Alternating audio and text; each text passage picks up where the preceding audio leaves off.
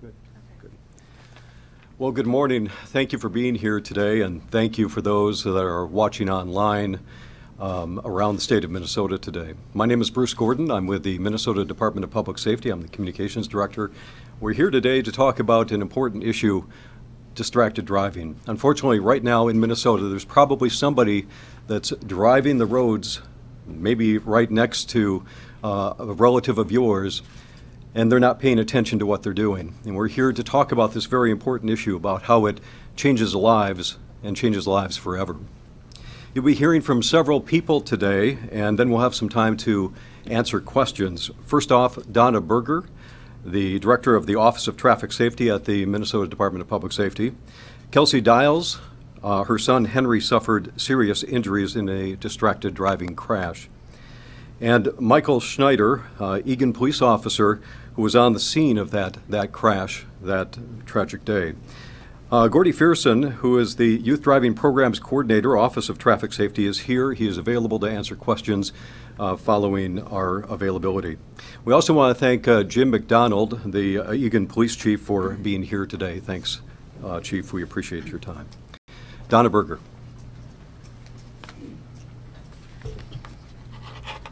Good morning, and thank you for joining us.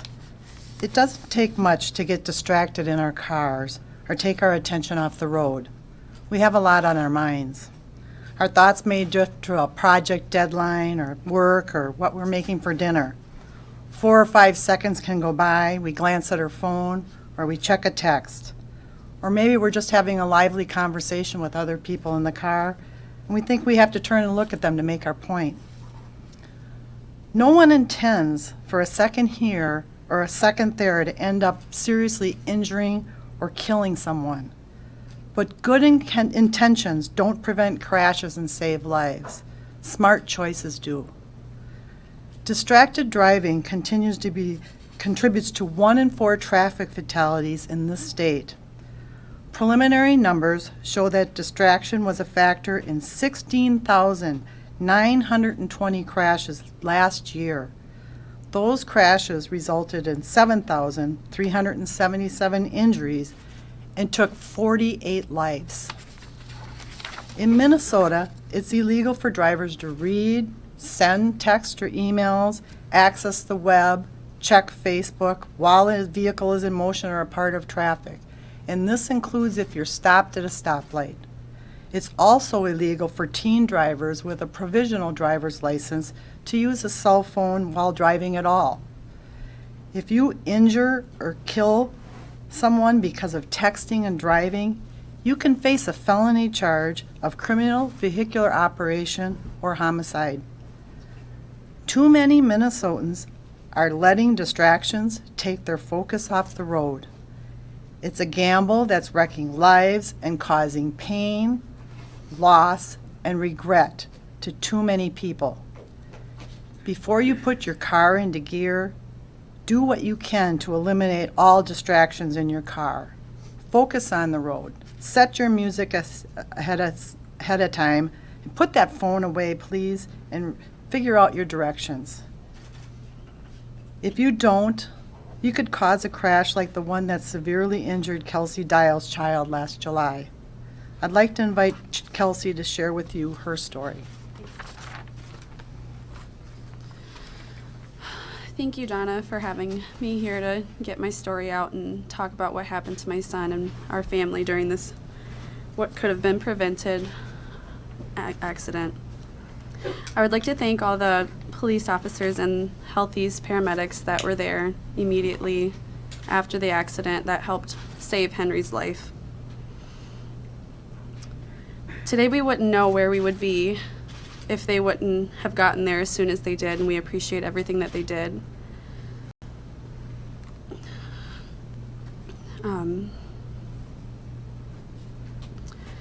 Today we are cautiously optimistic for Henry's recovery. To this day, we still don't know what's going to happen, what to look forward to, what to expect. We can't do typical things that normal parents could do with their toddlers. He is still on his anti-seizure medication, and hopefully we can lean him off of that eventually, but the doctors want to keep him on it just as a precaution because we don't know, because he's so little. Henry to this day is a crazy toddler. Now he's running and walking, and I want to say it was about a week after he was discharged from the hospital, he started to walk. And then, so I'd like to take you guys back to the day of the accident. I was actually on my way to work, and I had my girlfriend in the car, who was out of town for my son's baptism. That weekend, we were really looking forward to it, and it was great to see her, because I never really get to see her. She lives in Tennessee. I was actually going through the intersection when the accident occurred. I didn't see it coming, but Shelby did. And then it just happened, and I could just remember my ears popping and the airbags and the way it smelt in the vehicle. The first thing I did was I got out immediately, ran to Henry's side to see if he was okay, and I saw that his mouth was bleeding. Not sure what that was from at the time. And then luckily Officer Schneider came first, and he was able to kind of take over and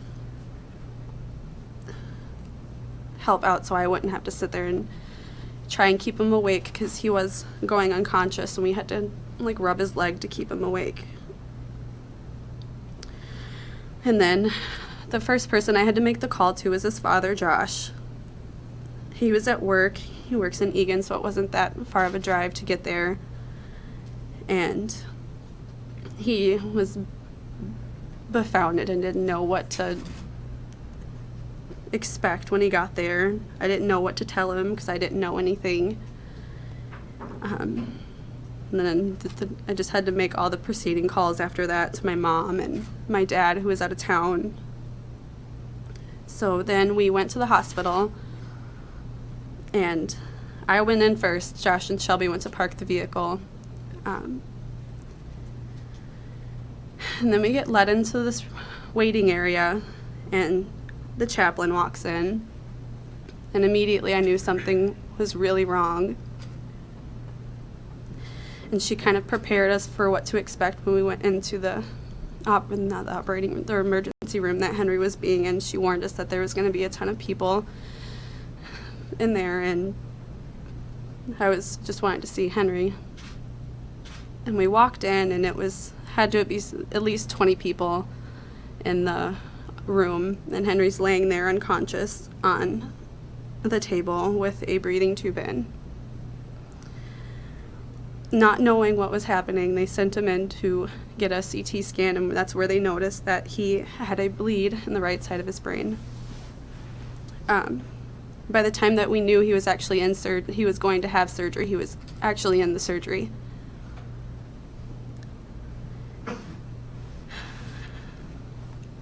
After the surgery, he was put into a medically induced coma, and we didn't know what was going to happen. And that was the worst part about not knowing, is if he's going to pull through or not. I honestly can't remember the reaction that I got when I was told the teen that hit me was texting. I'm pretty sure I was angry. But can't be too angry because everyone here has done it, I'm sure. I know I have. To this day after that, though, I will not ever send a text message again. And even on my way here, you see people on their phones, constantly playing with their phones on Facebook, texting, emailing, and it's not worth it.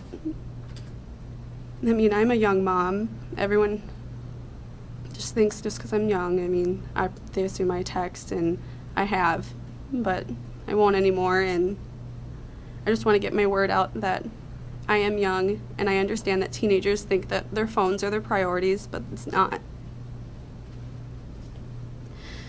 Because one text message almost killed my son. So, yeah, that's it.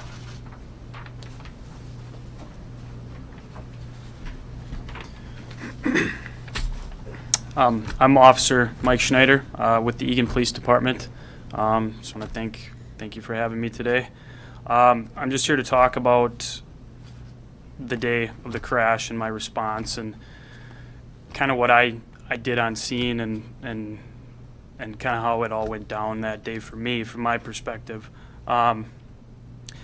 When the dispatch call came out, I was actually probably a half a mile away from the intersection, so I was there within less than a minute, I would say. I was there very quickly.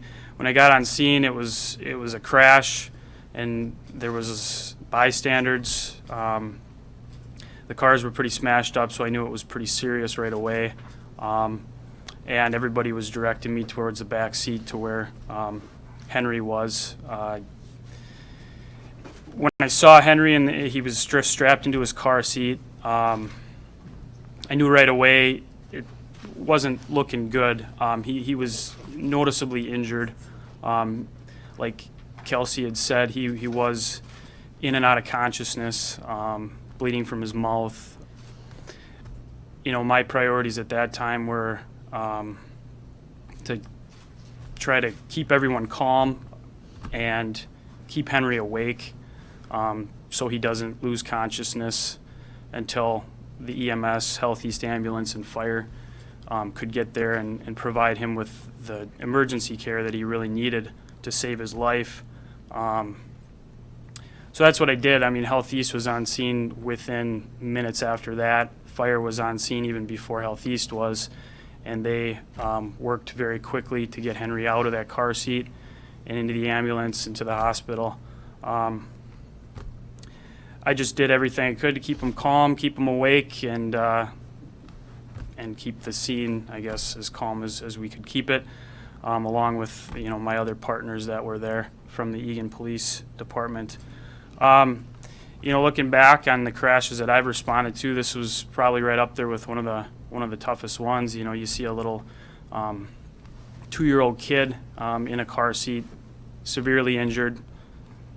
Don't know if he's going to make it or not. I mean, it's tough for anybody to go through that, no doubt.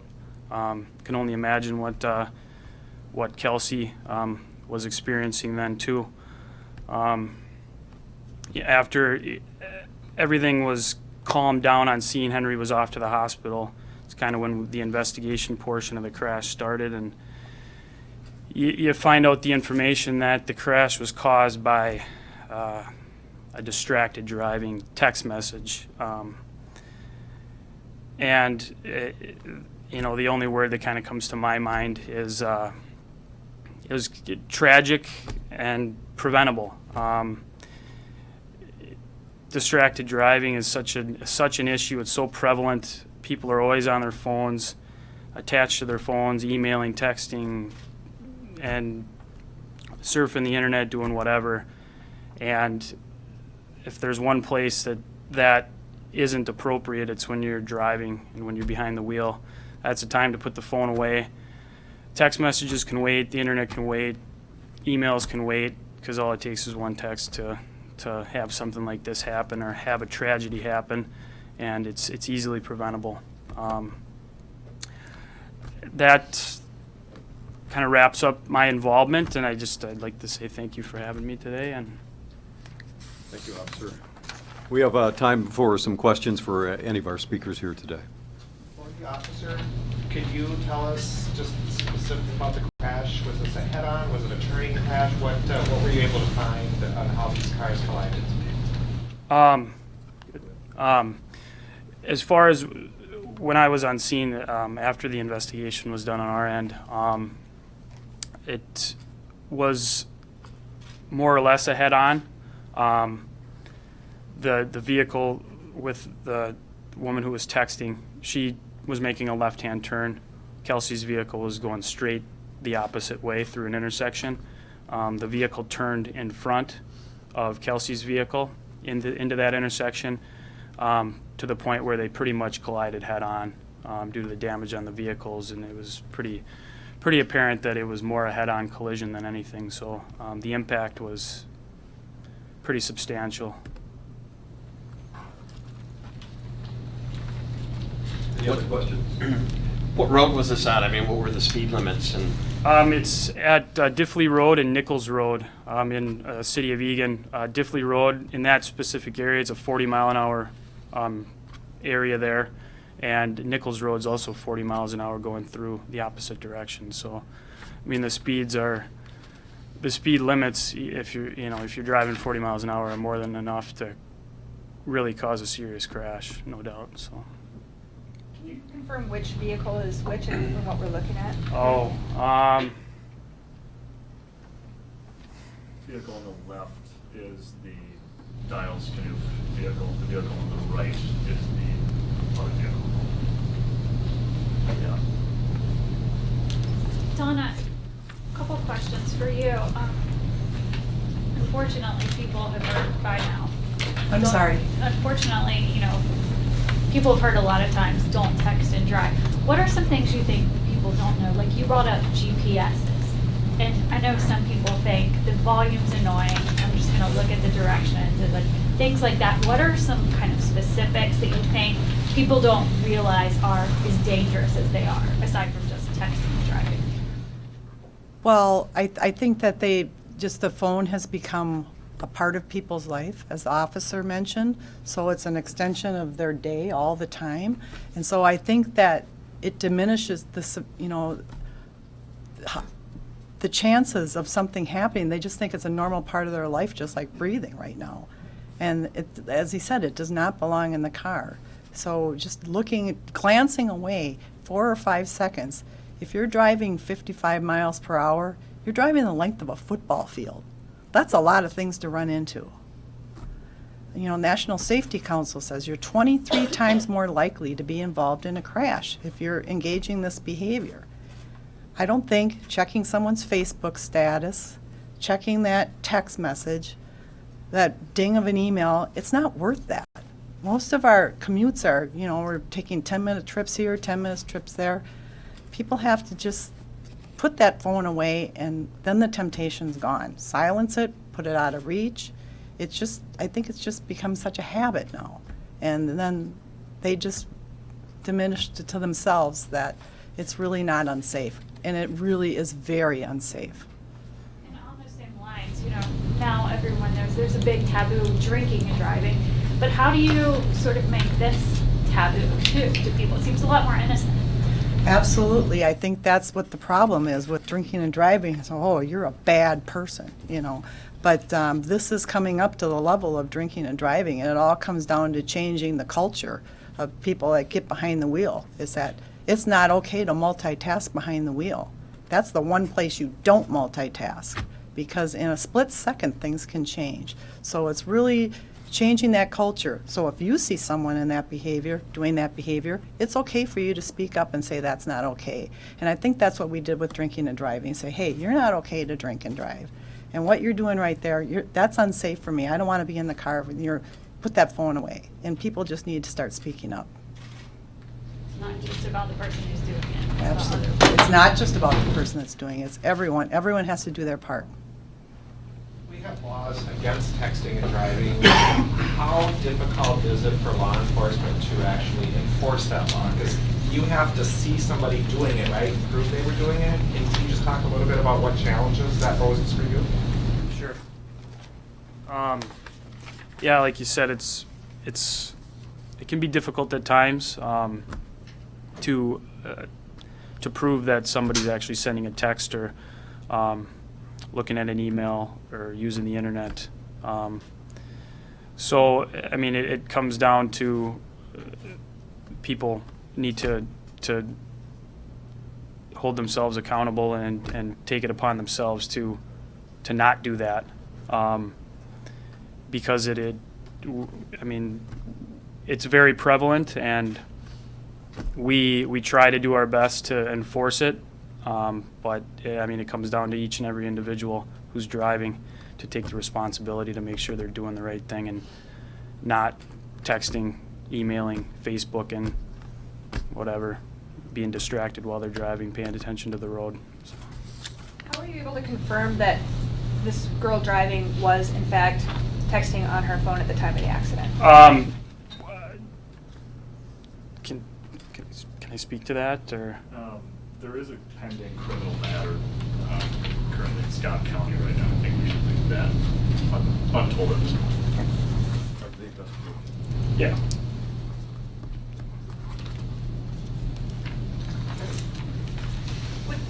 Last chance, go ahead. Do you mind if we ask Kelsey some more? No, that's fine, go ahead. Just kind of talk about what makes your little one so special. What do you want people to know? I mean, he kind of already had a rough start coming into the world. I had him premature at 28 weeks. He is just, the way that he overcomes things and bounces back so fast, it amazes me, and it even amazed his doctors. He's a fighter. He is. Yeah. Yeah. Even in the hospital after the car accident, he,